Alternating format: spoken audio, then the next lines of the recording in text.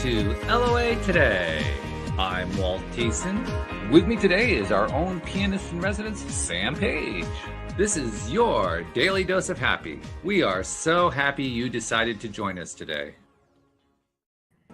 And Sam was getting down. I mean, he was dancing. He was just moving it. He was grooving it. He was psyched.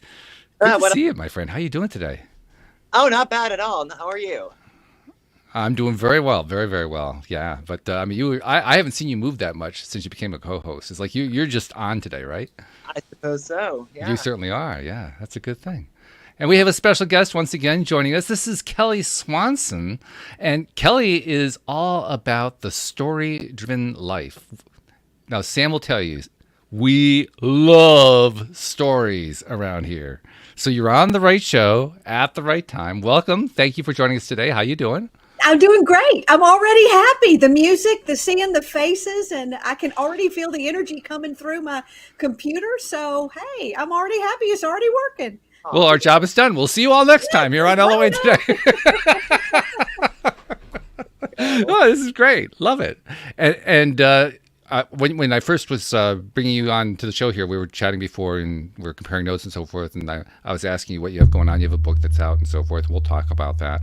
One of the things that you mentioned, though, and you've emphasized that here, both here and in your profile, you're into service. You're into helping other people. I can tell that's a big deal. Why is that such a big deal for you? Because that's actually how I have to frame it, so I don't get nervous about what I'm doing. Oh. And think like I just did a theater show, and I was wigging out, before I hit the stage. And what are they going to think? And are they going to clap? And will they laugh in all the right places? And will they like me? And me. And so what I have to do to calm myself down and go, Kelly, it's okay. It's not about how good you are or what you look like. And if you're skinny enough and if you're pretty enough and if you're young enough, you're serving. And if you look at it from the eyes of service, then you don't need to be nervous because you're just sharing the gifts that you have and letting them receive that. I don't say it in a good enough way, but I know some people think when you say, "Oh, I'm here to serve," that it sounds kind of canned. But I'm telling you, I'm saying that so that I can take the pressure off me thinking that this has to be about me. It's not. That's a good policy, actually. I like that. It works. Yeah, I think that's a smart thing to do, and anything you can do to take the pressure off is the right thing to do. In fact, this is a theme that has been kind of constant over the last few weeks, talking about how we beat ourselves up. I mean, we're just really cruel to ourselves. One of the favorite lines I've started to adopt that I picked up from one of my co-hosts was, if we treated our best friends the way we treat ourselves, we wouldn't have any best friends. No, it's true. And sometimes I think a lot of times when I talk to people about being compassionate and treating yourself the same way you would treat anybody else, I'll often start with saying, let's don't even look at you. Let's go look at somebody else. What do they deserve? It kind of gets them in the frame of, well, I wouldn't treat my neighbor that way or my friend that way. I have a son, and hopefully he'll stay quiet. Okay. Hint. I know, right? Yeah, the German Shepherd wandering the house waiting to find out I'm on a podcast. But I have a son, and he used to swim, and I would tell people, when my son gets out of the pool after swimming, the first thing we say to him is not, "Why didn't you swim faster? You should have done this. Why didn't you get first?" And people go, "Oh, no, you would never. You don't do that to your son." And I'm like, well, then why are you doing it to yourself? It's easier to see when we look at somebody else than it is when we look at how we treat ourselves. But you're right. We beat ourselves up. And when we look at somebody else, it becomes harder to justify what we're doing to ourselves. Right. Because, God, we're rough on it. Oh, I see it a lot. Lately I've been experimenting with just going around to Facebook groups, finding all kinds of topics and looking for people posting, "I got a problem with this, help me out with that," all that kind of thing. And that theme plays out more than anything else I've seen. It's either everything is wrong with my partner or everything is wrong with me. Right. And it's not, it's even the people you wouldn't expect. I'm a motivational speaker, for gosh sakes, and I struggle with it. People are like, "Oh, you're not scared of anything." I'm like, I'm scared every time I get up on that stage. And Walt, it used to make me feel like a fraud. Like I have no right to make somebody feel good about themselves if I haven't worked through this. And then I went, wait, no, we're always working through this. Yeah. And it makes me the exact person who's going to understand because I struggled with it just before I got up here. But I go to businesses and it's people at the top. I shouldn't say at the top. I don't like that word, but it's people in positions of leadership, and it's people that from the outside look sparkly and shiny and perfect. And on the inside, if you haven't learned how to do that, I didn't grow up learning, Walt, how to work on myself. I didn't grow up. Well, they don't give us a class. No, they don't give you a class. And our parents sure didn't do it. Nope. It was like, man up, Nancy, shove your feelings down and move on. You felt bad if you cried or wallowed or, told everybody you're not okay. I'm like, I can't tell everybody I'm not okay. I don't need their sympathy.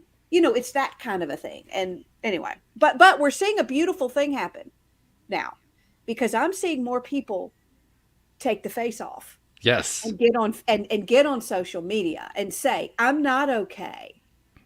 And then receive the love from strangers. I do think that's a beautiful thing to see is more people are admitting they're not okay. I think I'm also excited whenever I see somebody get real, regardless of what it is. I mean, I like it when they're getting real about what they get excited about. We're just as good at hiding what we're excited about as we are about what we're feeling miserable about. You are exactly right. I talk to a lot of people who sell or in sales or they're entrepreneurs or they have this beautiful gift they want to give to the world and they're terrified to tell you about it. They're terrified to tell you they're good at it. I mean, what is it that makes us beat ourselves up and then be afraid to say what we have that's great? And that's another reason why I look at it in terms of service, not selling, because then I don't have to feel that sense of fear. But people have great things and they're afraid to tell you about it. Well, not all of them. No, there are some people who have absolutely no fear whatsoever. Well, at least they demonstrate having no fear. I try. They sometimes are on the show as guests, and I'll try to get beneath the surface. They never let me in, but occasionally you can kind of feel it out a little bit. But that's about as far as you can go with them. But yeah, I actually prefer the people who are. I don't think of people as broken. I think of them as vulnerable. I think of people as, I'm revealing who my real side is, whatever I'm feeling, good, bad, or indifferent. And I love that part. That's one of the reasons I enjoy doing the podcast, because first of all, I get to meet people like that. And second of all, when I do meet them, their perspective is always going to be different from mine. And I learn from it. And I think that's what happens with all of us. I think that's why people listen to this and other podcasts, because we're connecting through a podcast to people who are revealing who they really are. And we like that. Yeah. We like it because of a couple of reasons. First, because it's real. And second of all, as you listen to the same show over and over again, you see the growth of the person who you're listening to. I get so many messages from listeners saying exactly that. I've been loving watching how you've been growing over the last year or two. I can't tell you how many times I've gotten that message. Which, by the way, feels really good. Thank you, listeners. I appreciate the message. And it says you've created a community that is authentic, and that people are connecting through that humanity. When I became a speaker, and even when I'm doing a theater show, which is pretty new for me, I've done things that people might have said, "You're going to do what? You're going to tell that story? You're going to talk about your chub rub and your thighs rubbing together when you walk?" That's, there's that feeling of, especially in the speaking world, that feeling of you're going to go. I came into this not your picture perfect, polished commercial package. I said, I'm not going to do that. Congratulations. I'm going to come to them and I'm going to say, this is me, and I'm going to wear this, and I'm not going to look the part. And, I speak about authenticity, and, I've got on fake eyelashes and feathers. But you know what I mean? It's the way I want to, bring myself to the world. And I'm going to tell you what, Walt, I realized that was my secret weapon as a speaker. Mm-hmm. It is the secret weapon on stage. If you want to change lives and make people feel and connect and engage emotionally, which is really where just true power is, it's not in your perfection. It's in I your agree. imperfection. We all are. You're right. Broken's not the right word because we're all Yeah. a story. Yeah. We're all the sum of everything we've been through.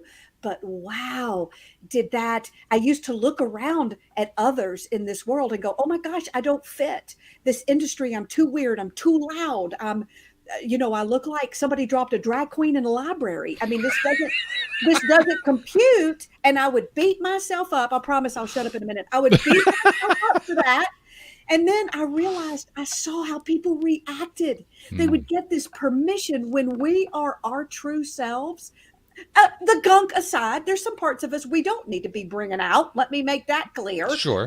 And no nudity. I don't need to bring it all. But when we bring that side of ourselves out and show the world, yeah, I don't have it together. Yeah, I'm afraid just like you are. Yeah, my house is so messy. I only clean the parts of my house people see from the street. They just, and I'm sure you've seen it on your show. It's a beautiful thing. Oh yeah. Arms are lowered. My husband said just today, he said, "Kelly, I've watched men in the back of your audiences who've had their arms crossed and who are just, not going to receive it." And he said, "And then you tell a joke or you laugh or you talk about your son, your teenage son, BM, as we call him BM, it's short for bare minimum." God, I hope he can't hear me. That's probably not very positive. He says, "And I watch their arms lower." And he said, "You just, I don't know if diffuse is the right word, disarm them." Mm-hmm. It just lowers their arms and it makes them feel safe. I think what you do is you give them permission to relax. Yeah. Yeah. And be who they are and Yeah. realize they're not going to be judged and go, "Oh my gosh, I'm so much better than she is." Mm-hmm. Mm-hmm. By the way, I don't know if you were watching. Sam was like going ballistic with his excitement as he was listening to what you were talking about. And I got to ask you, Sam, when you were listening to that, what was going through your mind? Because your body was saying, "Yeah." A lot of that resonates with me because I think authenticity is important. And I think people, when you're imperfect, like people have insecurities that they often don't recognize or admit to. So when you admit to being imperfect in any way, I think that's relatable to a lot of people in a way that they themselves might not have thought of in the first place. Yeah, I think so too. Yeah, very, very true. I Which love is that. why I love story, because story opens people up to seeing themselves in you. And when I hear someone's story and I hear the emotion, I'm not going to get too geeky about story, but when we hear the emotion and we find that emotion that we share, then I see you on stage and you're not somebody telling me what to do anymore. You're somebody who's sharing your story, and suddenly I identify Yes. with your pain and your emotion, and I recognize it. And it's amazing because you don't have to have gone through the same thing as me for me to identify and recognize. And that's why I say everybody's story is important and it matters, and it's not about the best, because every story we put out there and every time we put ourselves out there into this world, we are one more chance for someone to identify with us and go, "There, they see me, they get me. I am normal. This is okay. They share this just like me." I love that. Yeah. And there's also, I mean, you very eloquently pointed out how we connect with the pain that other people experience, but we also connect with other feelings. We connect with the joy that other people experience. I've been really noticing that in particular lately. I'm in sports, I'm a New York Yankees fan, so I get Yankees news all the time. And I saw a story today that just, it just made me flip with how exciting it was. It was a story of a kid who is a very shy kid, but he's a Yankees fan. He likes one particular player, DJ LeMahieu.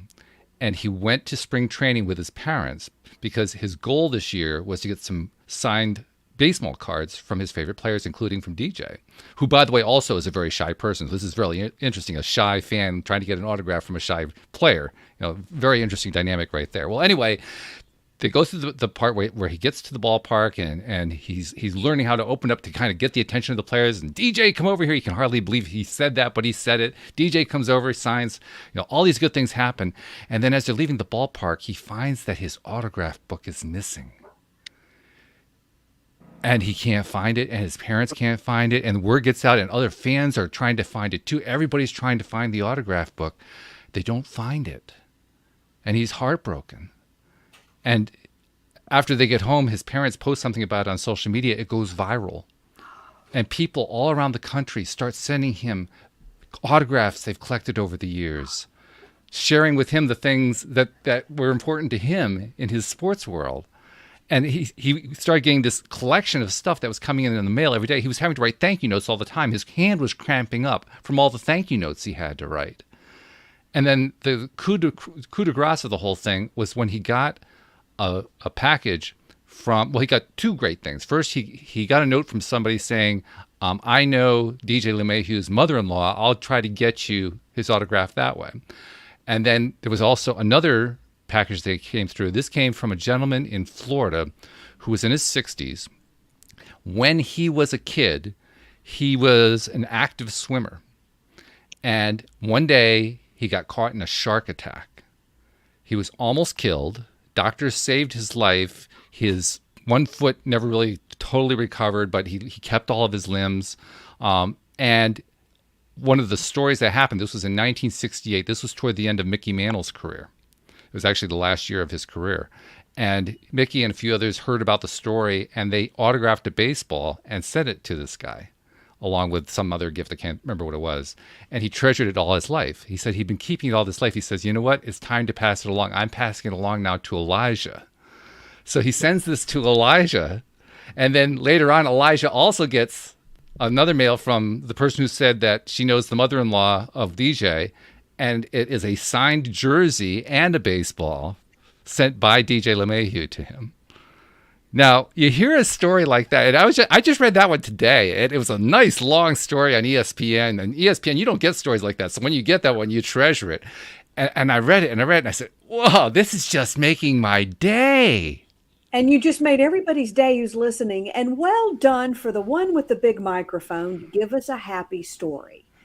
You know, well done. You know, I applaud them. Sometimes I think, come on, y'all, there's a lot of good in the world. These stories are out there. Let's share these just as much as we share the other ones. But yeah, I love that story. That's why I watch, before I go to bed, I get on social media and watch puppies and babies. I don't know what, and people watching their soldier family members come home and surprise them. And it just, I guess whatever it does with the endorphins or whatever, but you're exactly right. When I take on that same joy they have, and I'm laughing, I don't even know these people. Right. And I'm just looking at their children and their puppies and their dogs and in their houses and just having the best time. Well, what I think is happening is we are realizing that their feelings are our feelings. Yeah. That what they're experiencing, that's how we would experience it. Yeah. And we're actually living vicariously. Right. We're living vicariously through their story. We're riding their roller coaster. We're enduring their sadness. We're celebrating their triumphs. We're experiencing the whole thing with them. And that is a response that humans will give for the rest of time, I believe. I don't think that will ever change. I think that's why stories have been around forever. As a way to teach and as a way to inspire and to motivate. Sometimes I get frustrated because people will minimize in the speaking world, you know, stories. Oh, she's just a storyteller, or oh, let's just tell a little story at the end. Right. And I get frustrated because I know the same thing you know, and that is that stories are so extremely powerful. They do the work. Your points, your data, your information, it brings it home, but that can't influence people like story can. And you are right, Walt, when you tell a story, when I step into your story, I go on this journey. It's like you have on virtual reality glasses, and I get to take it with you. I have an example of when BM was younger, and I took him to a movie. And I don't even remember the name of the movie. I was just there for the popcorn. My eyes were I was like, but he tapped me on the shoulder and he said, "Mom, I'm the kid in the red shirt." Oh. And I started watching the movie and paying attention now. I'm thinking, okay, he's identifying with the kid in the red. The kid in the red shirt had been picked on, bullied, had no friends. And I thought, oh gosh, that was me as a kid. And here is my son. How did I did not know this was how he was identifying. And he said, that's me. So I watched the movie with my son and I'm watching his face the whole time. And you know, the moment and all the good, if they're done right, the bully gets it, and there's Yeah, that right. slow 80s slow clap movement where we're like, yay, and the kid wins and he's got friends, and I'm looking at my son's face and it is lit up and he is experiencing victory that he Wow. hasn't experienced in his own life. But because he got to go into this journey where stories are so powerful, he stands in his and yours at the same time. He got to experience a joy he has not felt yet. And that has an impact, even though he leaves the theater Oh, yeah. and it's over and he's back in his own life. That's the power that we have with our stories. Yes. That as a motivational speaker standing on stages, and what y'all are doing here on this show is when you share that story, your listener who hasn't been there yet can feel themselves in that moment and take on, I don't know how to put words to it, but take on in a way that victory, feel it for themselves. I'm sure you do that a lot with your law of attraction work that I don't really know a whole, only enough to be dangerous. I mean, that's kind of what visualizing and seeing yourself already owning what you're going to have in the here and now, Yeah, right? Am I sure. saying it right? Yeah, exactly. Yeah, Yeah, that's it. ish. Yeah. Well, and you also were saying it right when you were describing how we all respond to it. There is universal response, which is interesting because it's not like every event or every experience has a one emotion to it, that No, everybody has to experience that emotion. That's not what we're saying at all. In fact, people can have very different emotional responses to the same event, to the same experience. But right. And what I'll get people say that they got something out of that story. And I was like, oh my gosh, that's not even what I said. Or yeah. that's not even what I went through because something magical happens in the middle. I heard somebody say there are only a set number of emotions. And so I'm wondering if when they're hearing a story and again, you can hear lonely, frustrated. Didn't feel like I belonged. And while that's one emotion, it spins off. I myself can find 10 different times I felt that. So our Mhm. audience then sort of spins off onto their own journey. And I already said it, but I'll say it again as the storyteller geek. We don't connect on the plot of your story. It's not what happened to you where we get into our deepest connection. It's when you tell me how it made you feel. And so I Yes. always say, don't forget that you don't have to lay it all out there and be all emotional if that's not you, but don't forget to tell me how it made you feel in all this, because that's where you're going to open my heart into where I had that same feeling. And by the way, there's a really cool little exercise you can play off of this too, which is, I mean, like you say, tell me how you feel. But if you want to take it to the next level, tell me how you decided to feel. The reason I say that is we tend to think about that. That's why I made reference to the fact that there's not one single emotion for any given event. We all have the ability to decide what our emotional response is going to be to anything, but we forget about that. And I think it really serves us to remind ourselves we can choose how we're going to respond. I don't care what the thing is, we can choose. And how cool it is when we are present enough in the moment that we can say, you know what, I might have responded in a way that I wasn't real happy about this, but I'm finding a way I'm going to respond to it that's happy right now because that's the way I really can feel right now. That's somebody who is learning how to be what we call a conscious creator here on the show. Somebody who is learning to take control of their responses in any given situation, and in so doing, end up with a much, much more beautiful life. May I ask you a question about that? Yeah, sure. Because I'm learning to do that myself. Mm-hmm. I am much further behind, but I'm No, you're aware. not. I trust you. Trust me, you are Okay. not. You are not behind. Oh, Trust me. okay. Here's what I'm just going to say it bluntly. To what degree, I shouldn't use the word am I allowed, but you can change my question for me. Am I allowed to have the feeling before I spin it? I heard somebody say recently, I don't have those feelings anymore because everything to me goes to joy. And there was a piece of me, I get what he's saying. I get the process of I'm going to choose to feel this, not this. And I wondered to myself, and I'm asking you as an expert or more knowledgeable about this, is there a space for us to experience the negative emotion, the pain attached, is there a beauty and a gift in having that before? What do you have to say? I'm not even sure what my question is. Well, yeah, I hear 2 or 3 questions in there, and let's Okay. address all of them. I think they're All all right. valid questions. In terms of the question you started to ask and you didn't quite finish the statement, how far are you allowed to go? The answer is, how far would you like to go? That's how far you're allowed to go. You go wherever you want to go. There are no limits. Let me ask you something to that, because I have a history or a pattern of people who say, push it down and don't feel it. Do you see where I'm coming from? No, don't want to do that. Yeah, I don't want to do that. And that's kind of, I guess, where I'm coming from is, wait a minute, if I'm not careful, I will say I'm doing that, and what I'm really doing is pushing it down and not facing it. But bear in mind what's really happening there is you are, by pushing it down, by repressing it, whatever phrase you want to use, what you're really doing is saying, bring it back, I want more of it. Okay. Because that's what happens, right? Because when you don't let it all out, that's what happens. It keeps recurring, right?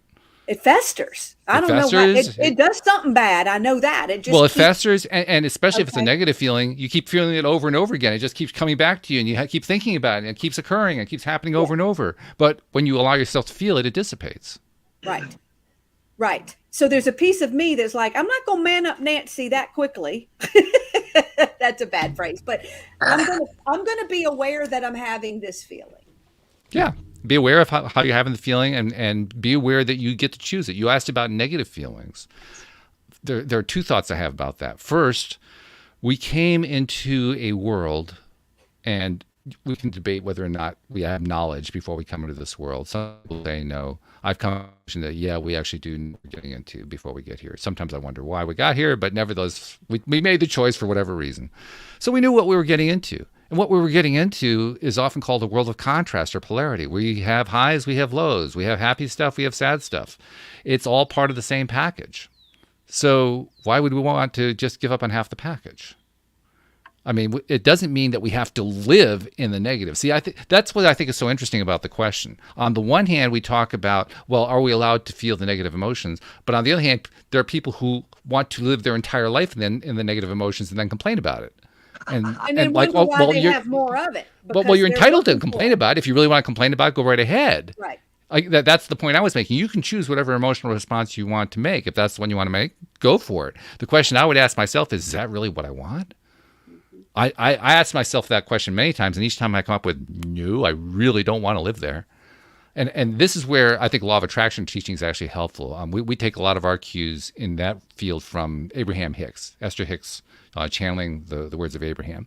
And the big message, the big takeaway I get from any of the Abraham sessions is, because we get to choose, we get to vibrate where we want to vibrate, to use their phrase, because we get to experience whatever we want to experience, we're in control. And really, I mean, you asked how many emotions people say there's a limited number. There are as many as you want to say that there are. Abraham says there are 2. You feel good or you feel bad. So it just depends on how you decide to look at it. But the thing I love about their way of approaching it is, if you're feeling good and you want to keep feeling good, go ahead. If you feel bad and you want to keep feeling bad, go ahead. If you're feeling bad and you want to feel good, change your focus. But in all 3 cases, you get to decide. You're right. It's not imposed upon you. I think that's where the real traps happen, where we feel like and think like, I have all these things going on that I don't like, that I have these negative emotions about, and I can't do anything about them. You're right. You're right. Because I'm choosing to feel anxious. Yeah.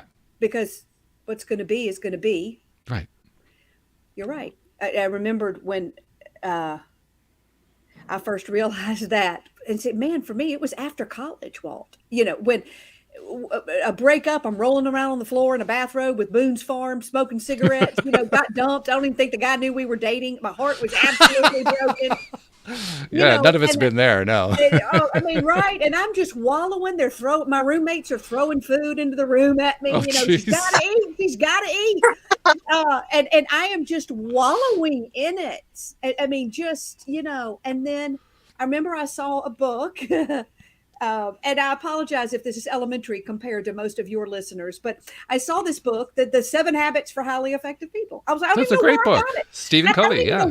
No, I mean, if my whole approach this as elementary. But I saw the book. I was like, who gave me that? I don't know what made me pick it up. I don't know what made me read it.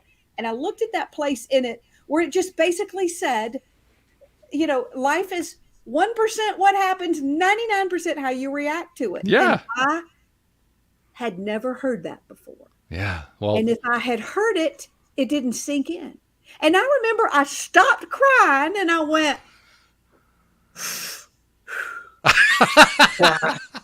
wait a minute. I went, wait a minute. So I don't have to, if I cry anymore, it's because I'm choosing to.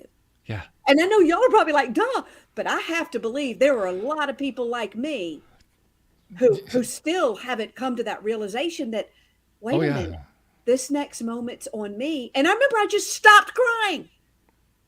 I was like, oh. Well, it's a bit of a shock. I don't want to be, it was a shock. I was like, wait, I don't want to be sad. This hurts. So I'm not going to, and I know it's easier. That's a breakup. Some people are dealing with some pretty heavy things right now. And I don't want to minimize that. But it was like, oh my gosh. Now, I don't always get it right. Well, neither do we. Like let's be perfectly honest. I mean, we all people who listen to this podcast, I know many of them practice it. I know I practice it. I'm pretty sure Sam practices it. Do you get it right every time, Sam? I don't. No. Not really. Trial and error process. Yeah. I mean, we're human beings. We make mistakes. We screw up. And we say, okay, try again. And it's easier probably like the fellow that said, I don't have those feelings anymore because I'm in joy. And I'm like, what? Everybody what he's saying is his process, he's worked on it to a degree where it is easier and quicker for him to let it roll off. And like you said, make a decision. Yeah. What he's learned how to do is to take a situation that previously he would have chosen, actually probably would have by default felt sad, and now he sees it differently and he thinks about it differently. And so it doesn't have the same emotional stuff attached to it for him. For him, he starts finding, one of the great skills is learning how to be okay with living in the world of contrast. And it is a big, big challenge to encounter something that you really, really, really don't like, that really feels nasty or sad or angry or whatever, and to appreciate it. That's a challenge. That's a major challenge. That's the world we're living in.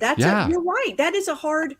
Well, and also a minute ago we were saying this bad feeling. It's not always bad to feel these things. I think sometimes.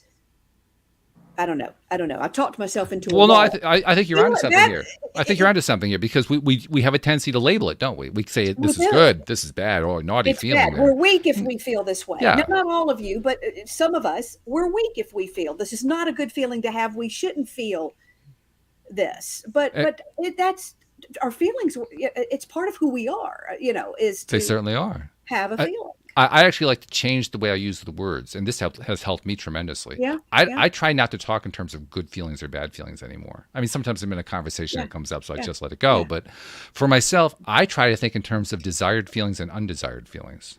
Okay. That's feelings a good I like word. And feelings I don't like. In other words, I try not to apply judgmentalism to it. Okay. I discern between what I don't like and what I like. I just don't say naughty, naughty, good, good. Right. What about feelings that one thing that I like to say to myself is that serve me? Yeah, sure. It's the same thing. Serve me. Is that kind of the same thing? Absolutely. That makes me happy. Yeah. And it empowers you. Yeah. Right? Because now that's an example of taking control of your own decision making about how you're going to respond to something. Right. Boy, is that powerful. It's easier said than done. It takes practice. Said than done. There are some people that have really we've been hanging on to things that we were told as children. Yes. That get buried. And I know I'm, as they say, where I come from, preaching to the choir on this one, but I was just talking with people in my audience from the theater show, if these things, that they've just been carrying around their whole lives that are. Well, you know why you preach to the choir, right? You preach to the choir because you want them to sing. Oh, I love that. I'm going to start using that. Yeah. Okay. Even our cliches. I mean, we got to take all of the judgmentalism out of the cliches because the judgmentalism doesn't serve us. So find a way to laugh at it and think about it differently. And imagine, I'm going to be really selfish about this because I'm thinking about me right now, not you, but imagine, but I'm thinking, oh, wow, I could set the world on fire if some of these last pieces that judge myself are released. What I could do, I told my Well, husband. actually, you do. The thing I learned to understand is you're setting your world on fire. Okay. And when you set your world on fire, your world becomes an example for other people's worlds. I don't know if it was an age thing, if it was a pandemic thing, what kind of thing was it? But I remember I told my husband this summer, I said, you know what? I said, I'm 50. Okay, I forget how old I am. I'm either 53, 54, 55. Hey, I just turned 65, so you're safe. I think he told me, they're just numbers to me, but I was like, I am 50-something years old right now. And it ends here. And he's like, what? And I was like, because I'm kind of dramatic. I'm always something. But I'm like, it ends here. No more. I'm going to throw my arms out and I'm going to dance my way through the rest of my life. Love it. I am not going to second guess what I do. Uh-oh, screen freeze. Oh, because I was moving too much. No, it wasn't you. She. I don't know if she's on. Oh, here we go. We got motion again. Uh-oh, did I freeze? Yeah, froze up for a second there. I think we're good now. Okay. That's okay.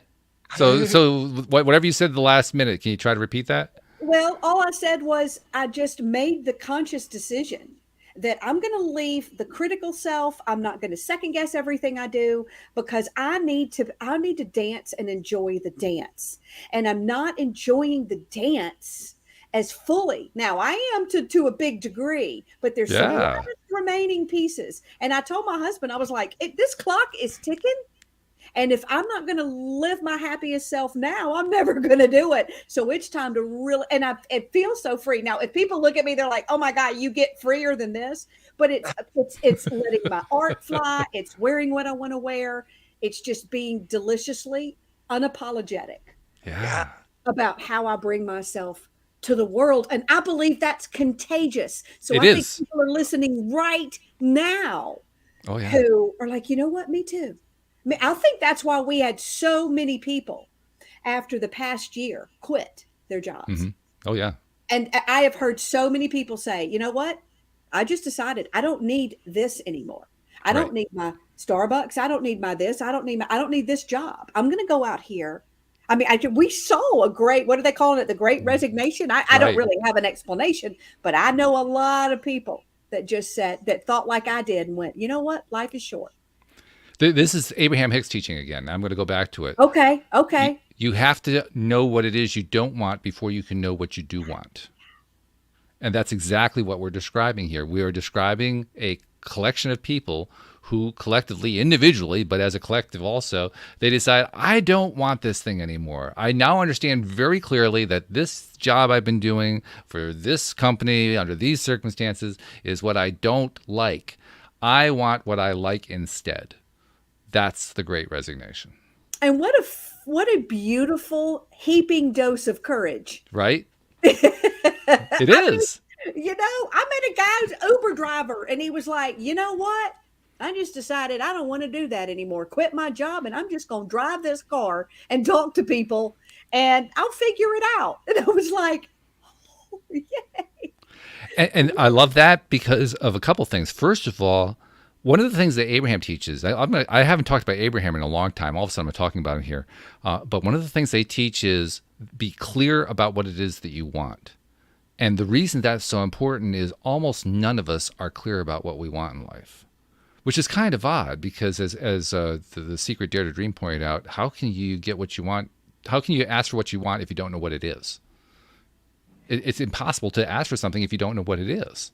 Or measure yourself for not getting what you never defined in the first place. For not that's really rough. There, and then you're like, well, what was there? You don't even know what you wanted. You know, though, Walt, there are quite a few people, maybe from a certain generation, I don't know, who they were never even taught to ask themselves that, or to want that, or to who were just buried under a sense of duty. Well, I grew up in that kind of generation, and I what I've also come to realize is that my parents weren't taught it either. And neither were their parents or their parents. What actually has to happen here is that people, somewhere along the line, people have to decide consciously, like you made the decision, consciously deciding, I'm going to change the way I'm thinking about my life. I'm going to change my celebratory stance. I'm going to change all that stuff. And in doing that, you become the example that teaches. It's not like we weren't taught. We didn't have an example. Yeah. I look back at my own family when I was growing up, my extended family. There wasn't a single happy person in the group. There wasn't one. I mean, it's not like they were all miserable, but the closest one I can think of is my dad, who was such a gregarious person that he smiled more than all the rest did. But most of the time, I can't say he was honestly a happy guy. He's just happier than the rest of them. And there was a joy in the misery. It kind of, yeah. Almost like that was your accomplishment. Right. I know exactly what you mean. Yeah. So if we had the example, of somebody showing us, here's how one person lives who is just being their authentic self, and they're feeling what they feel, and they're not scared of being unhappy, and they're reaching out joyously for feeling joyful, and they're just opening it up and living it to the fullest. You don't need to be taught it anymore. It's right. It's in front of you. You can't even avoid it. It's completely unavoidable. You bring up a good point, because I would often in the past, or still some, not worry, but think too much about my words on the stage. Oh, yeah. And people would say, you up there doing what you're doing is proof and evidence of the message you're giving them. You're giving them permission to be who they are. And the fact that you're up there doing that is the proof. And I was like, oh, really? And they're like, yes. They're getting permission just by watching you. Right. I don't know, live your best life, take the risks, jump out there and do these things that are scary. And I do hope my son picks up on that, and that's now ingrained in him to see, because he had a mom that. One of the cool things that I've learned, I've learned so many things from co-hosts, from guests, from Sam. By the way, I don't know if you knew this, Sam is an outstanding pianist. Every once in a while he gives us these little improv things. But I picked up so much stuff from all these people who've been on the show. And the one theme that keeps coming up over and over again is how energy entrains unto itself, which means that when you energetically express yourself the way you were just talking about, when anybody just energetically expresses themselves that way, the energy entrains to itself. So it carries on from one person to the next without them necessarily even knowing that they're receiving it. And without it even necessarily being the person you have in mind for it. Energy continues. It's like an endless signal that just keeps going and going and going. So whether or not, in this particular instance, your son gets the signal, almost doesn't even matter, because even if he doesn't get it, there were 25 other people who got it. So what does it mean, Walt, when somebody said to me years ago, and I never understood it, that I was vibrating at a very high level on stage? And I'm like, I'm not sure that's legal where I come from. What did that mean? I've never really. That phrase always confused me too. It took me years to learn what that was about. Is it a positive? It's a very positive. Okay, yes. What is it? I should have gone and Googled it, but I forgot. Now you're bringing it back up. Here's the easiest way I can think of to explain it. Everything vibrates, and I don't mean just spiritually. I mean physically. You can subject anything to like a sound wave or whatever, and you can detect vibration on it. Some things just vibrate on their own. Living organisms all vibrate. I mean, the vibration just goes on. And when we talk about something that's high vibration versus low vibration, the easiest way to understand is high vibration feels good. Low vibration feels bad. So any of the high vibration stuff is the stuff that feels good. So when you're on stage and high vibrating, as they're saying, it means you're on, you're excited, you're turned on, you're alive, you're dancing with joy, you're feeling wonderful, you're feeling great, and you're transmitting that joy to everybody else. That's high vibration. Whereas if you're feeling depressed and you're sad and you're angry, you want to curl up and you're just in a terrible place, that's low vibration. Okay. And those are the extremes, of course. Yes, of course. Yeah, but that's all it is. Explaining it. Yeah. Yeah, it was one of those things that you kind of wish Abraham had been a little bit clearer about. They were trying very hard to work through Esther, who's basically receiving these signals and trying to turn them into English for us, and that was the way it comes out. But yeah, I kind of wish they had clarified that. What were you saying, Sam? I'm sorry, I cut you off. I was just going to also add that it makes sense that you would be in a high vibration when you're up there doing what you are kind of meant to be doing, enjoy doing, and sharing your message. So it's proof that you're doing the right thing, I'd say. Yeah. Yeah, absolutely true. And plus, if you're having fun at it, there's another good clue. Yeah. Yeah. I have to say, I'm really loving having Sam on the show on Tuesdays. He doesn't say a whole lot, but man, he's like, you know how they have people on the stage now for the deaf who are signing? Sam's doing visual signs for anybody. This is for the emotionally deaf. Sam feeds you love with his face. Right. Sam, you're the type that I love to see on a stage. Either it's the big laugh I want, the you know, or the one who's just feeding you on the face affirmation that yes. So I get that. Yeah. For those who remember, he's the Ed McMahon to your Johnny Carson. There we go. That's exactly what Ed McMahon's job was, to sit on stage and laugh at anything that Johnny said. And he did it beautifully. He had no other role. That was it. That was his entire role. Laugh at what Johnny does. Hey, Sam, random note about you being a pianist. I was also a pianist and was sort of, it was sort of supposed to be the plan, was that I was supposed to become a concert pianist. I did not like playing for people. I was extremely shy. I'm still consider myself an introvert. I didn't fall in love with the music. It was very regimented. It was, you know, concertos and metronomes. And people say if I had come from a different direction, but, and maybe you'll understand this, I don't know what your journey is, that has impacted my storytelling. I will have people ask me, are you a musician by chance? And I'm like, well, I guess it's still in me somewhere. I don't really do it much because I see the words and stories as music and as notes, and the timing and the pauses and the everything to me feels like music. And I think that background fed into my writing and my storytelling. Do you do any kind of storytelling, and have you found that? I know this is random, but I just was curious. Not as much as I feel like I could or would like to, but I have, like, when I do any sort of like speaking in front of people or anything, I think my music background definitely helps like that. If that's, think of it like a performance. Yeah. Yeah. There's almost a melody in a story, and a speech and a flow and a high, you know, you almost can not work an audience, but as a musician plays your instrument, I'm not putting words to it, and I'll be quiet, but there's something about that that's very similar to when I would play. You can take people on a journey through the words emotionally, just like through music. Anyway, I believe that. Absolutely. Yeah, I agree with that too. In fact, Okay. Sam knows I picked up the piano again this year after not playing for about 50 years. I got a little electric keyboard, and I've been playing around with it. And I'm not playing it so that I can perform it for anybody else. I'm playing it for me. Yeah. And I don't really care what anybody else thinks of any of the tunes I'm playing. I'm not at the stage where I'm trying to do any improvising. Sam is like the improv king. All he does is it just flows out of his fingers. Oh, wow. But I take like old songs that nobody ever thinks about anymore, and I try to teach myself to play them, and then I can play them, and I feel good about it. And that's my whole purpose.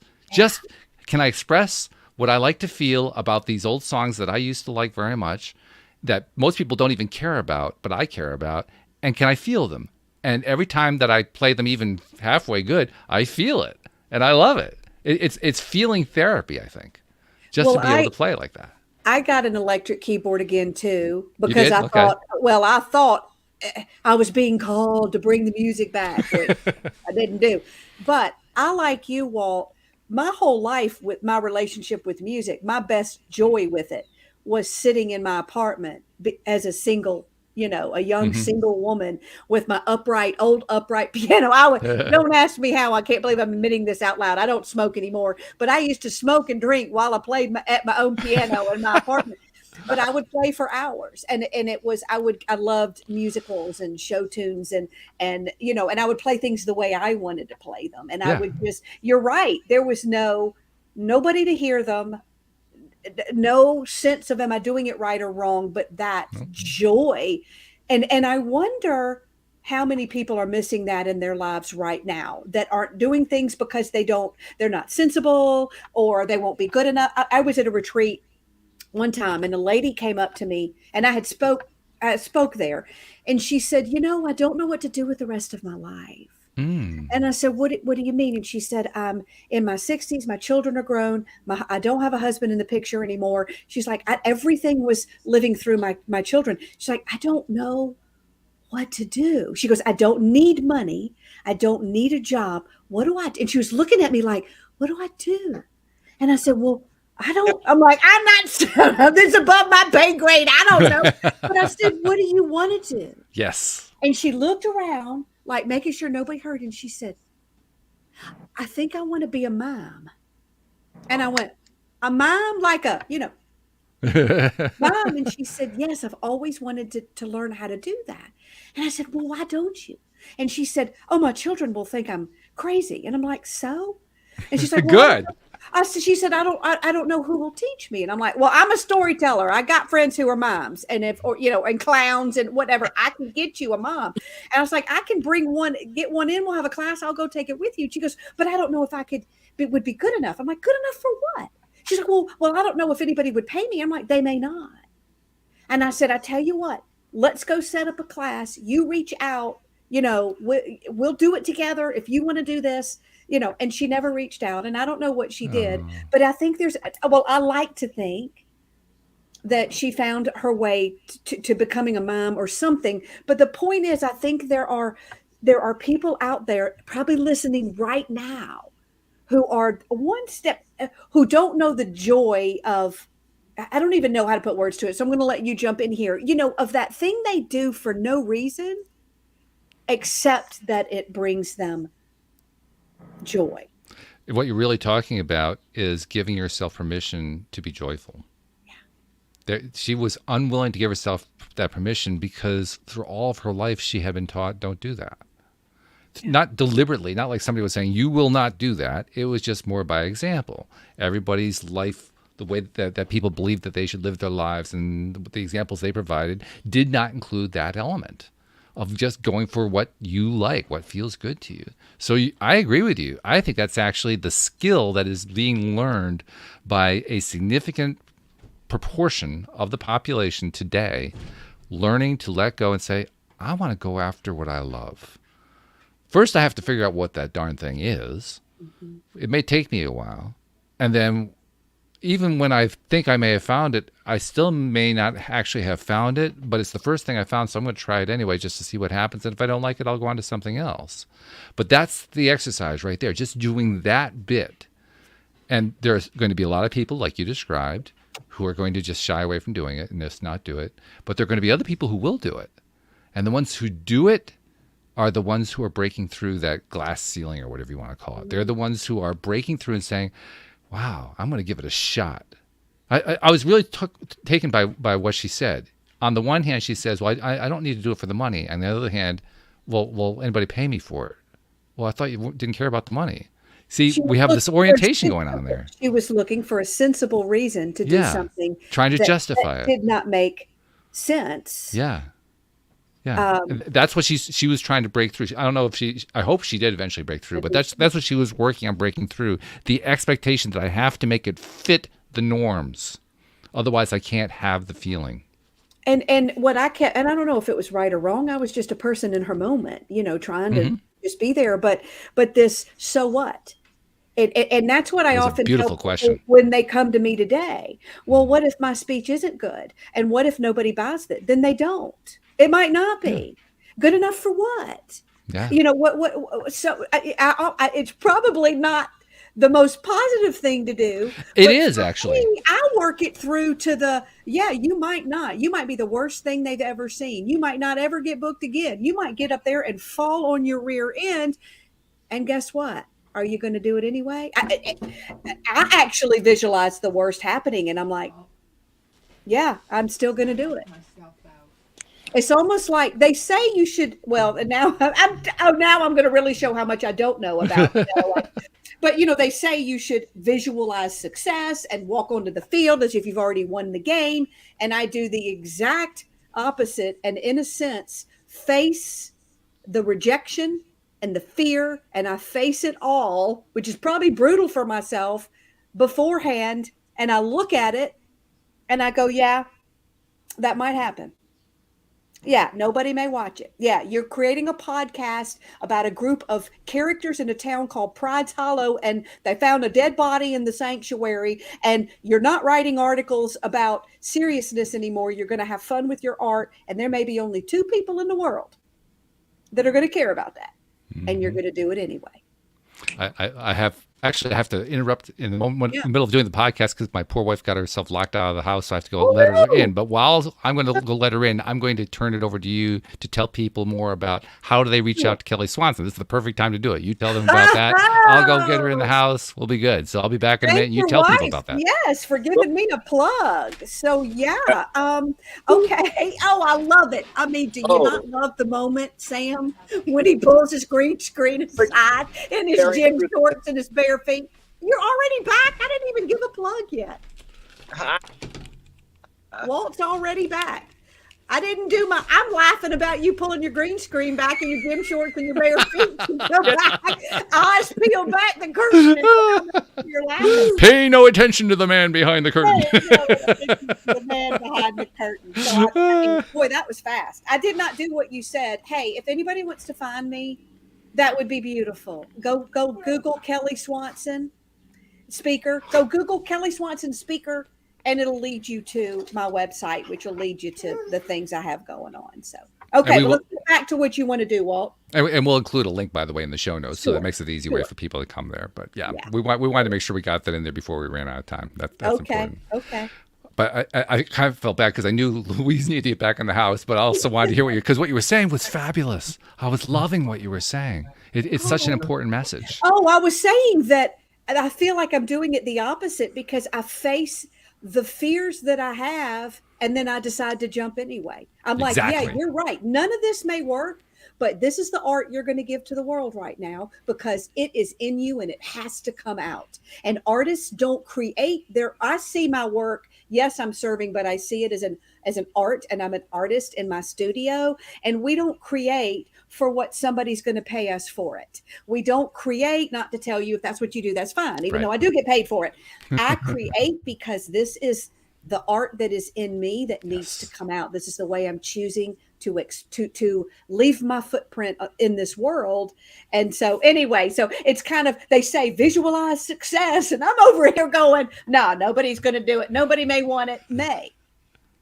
But I think I need to work on that, Walt, and we don't have time today. It's probably for another session, because I don't think that's always serves me in the best way, to go into a project looking at the fact that nobody may want it. I don't think that's not fair to myself either. It's not, no. But I can give you at least one clue how to get around that. Okay, please do. This is going to come from one of my co-hosts for many years, who Sam knows well, Cindy Chavez. Cindy once shared this idea with me, and I've loved it ever since. And the way she was, the context she was explaining it in was in the context of learning how to draw. So that's the way I always tell it. There are so many people, including myself, who are absolutely terrible at drawing. But any of us can become great at drawing. You know how we do it? We get a pad of paper with 365 pages, and every single day we try to draw something on a new page. And the first day it looks terrible, and the second day looks terrible, and the third day looks terrible, and the fourth day looks terrible, and then the fifth day looks terrible, but there's one little tiny bit that was good. And then the sixth day looks terrible, but that one part that was good got a little bit better. And then by the end of 365 days, you know how to draw, because you kept doing it every single day. The only thing that was holding you back was you didn't do it every single day. Mm-hmm. That was it. So do it every single day, and you'll get better at it. And don't worry about it, because it's not possible for a human being to do something every day and not get better at it. The only thing that holds us back is we don't do it every day. Yeah. And I'm sitting at a point where I now have a wall full of those filled books. Yeah. And it's about time I stopped having that. You know, I mean, it's a little bit like enough. Well, and that is the point I got to. Enough already. Yeah. If you're going to draw and fill up this many tablets, and you're still not going to be pleased, this is on you. It's time to, it is Well, time it's a message to be yourself. proud of your art. Yeah, it's a message to yourself. Like, aren't you Yes. being just a little bit tough on yourself? Right. Right. Because that's really what we were talking about at the beginning, how rough we are on ourselves.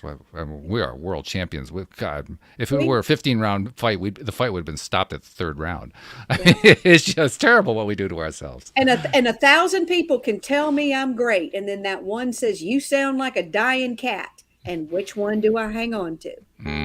Well, that's what we're working on. We're working on letting go of the dying cat and celebrating the champion. I'm going to sing anyway. I don't care if you think I sound like a dying cat. Well, you could always just create a new opera, The Dying Cat. I mean, right? It's all in the way we decide to look at it. Kelly Swanson, this has been wonderful. This has been a wonderful conversation. Thank you for joining us. Yeah, this Y'all is great. are neat people. Well, it takes one to know one. I mean, seriously, this is great. Thank you so much for joining us. Thank you for sharing your perspectives. Thank you for telling your stories. Yes. Very, very much valued. And thank you all, podcast listeners everywhere. Because without you guys, hey, we wouldn't have a podcast. You guys make it all worthwhile. We'll see you all next time here on LOA Today. Goodbye, everybody.